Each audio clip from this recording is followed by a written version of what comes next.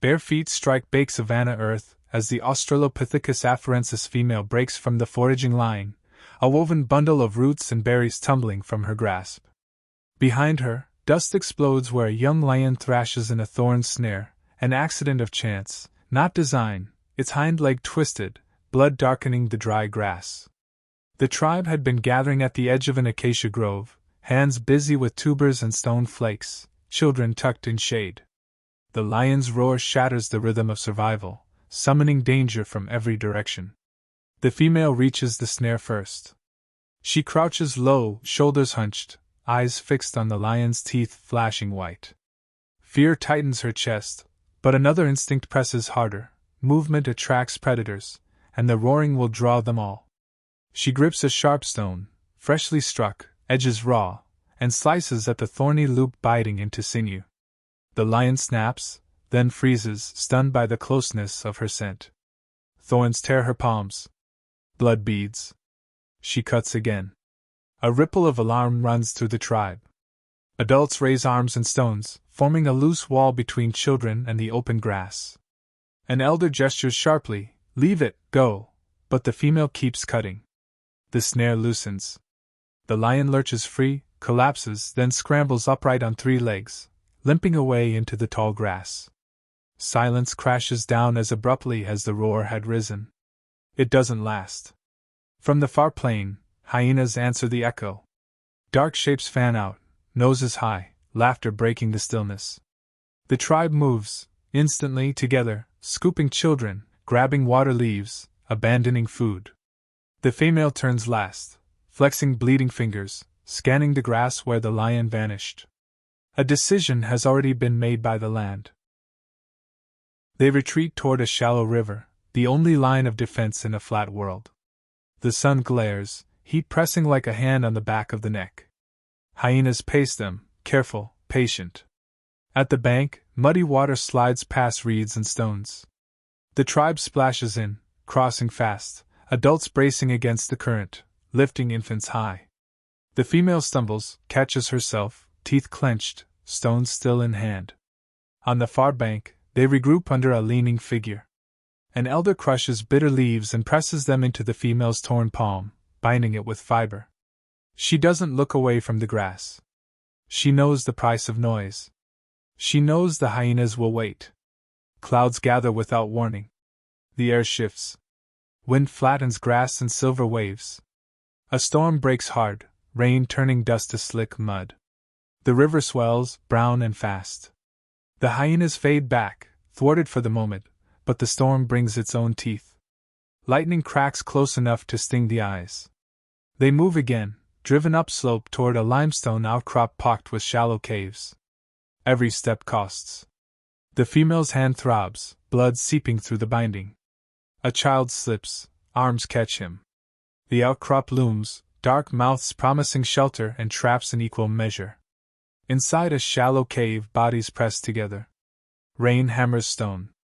Outside, the savanna becomes a shifting sheet of water, and silhouettes of megafauna, ancient antelope, long-limbed and panicked, stream past.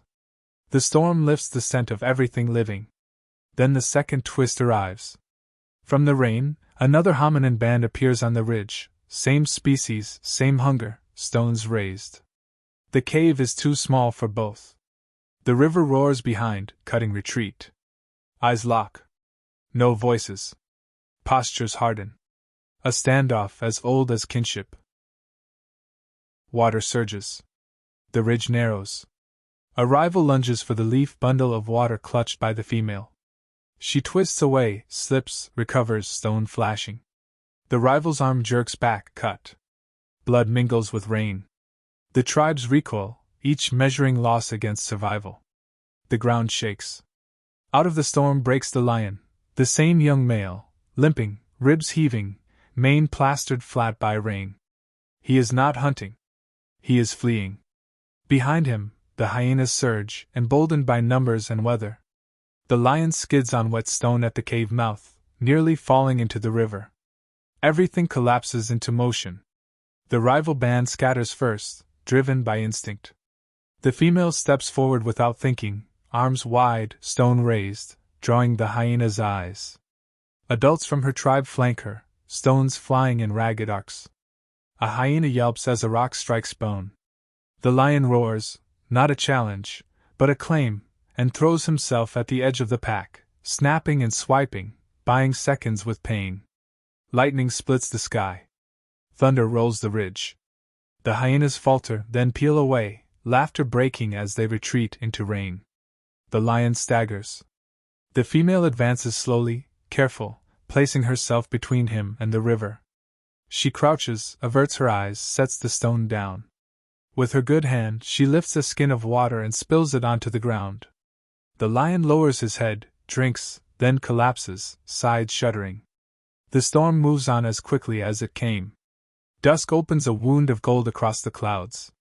The rival band is gone. The tribe remains. An elder gestures. The female kneels, pulling crushed leaves from a pouch and pressing them to the lion's torn leg, binding with fiber. She works quickly, breath steady, knowing stillness can be mercy. Night deepens. Stars pierce the sky. The lion rises, tests the leg, then limps away, pausing once at the edge of the light. His eyes catch hers. Then the grass closes. They do not follow. At dawn, the savannah is changed. Flood pools mirror the sky. A drowned antelope lies snagged against a rock, meat the size of a day's hope. The tribe works in silence, stone tools biting hide, fat smeared on skin, children fed first. The female's hand is rebound. She eats last. Midday heat brings danger again. A leopard drops from an acacia, scattering birds and fear. The tribe tightens, backs together. The leopard faints, and stops. From the grass, the lion emerges.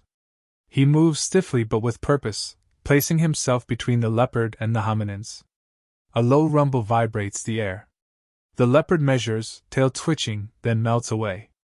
The lion stands a moment longer, guarding the line he did not choose but honors, then turns and disappears into the plain. Relief comes like water after thirst. Shoulders drop. Breath returns. As evening falls, the tribe gathers beneath the figure. The elder arranges stones around a small fire sparked from chance embers caught in dry fungus, brief, precious warmth. The female cradles a child, fingers gentle despite pain. Fat crackles. Light dances on heavy brows and scarred skin. They have crossed storms and teeth and kin threat. They have survived by hands and choices. Somewhere beyond the grass, a lion lives because of her cut stone and steady nerve. And today, they live because he remembered. Life continues. Survival endures.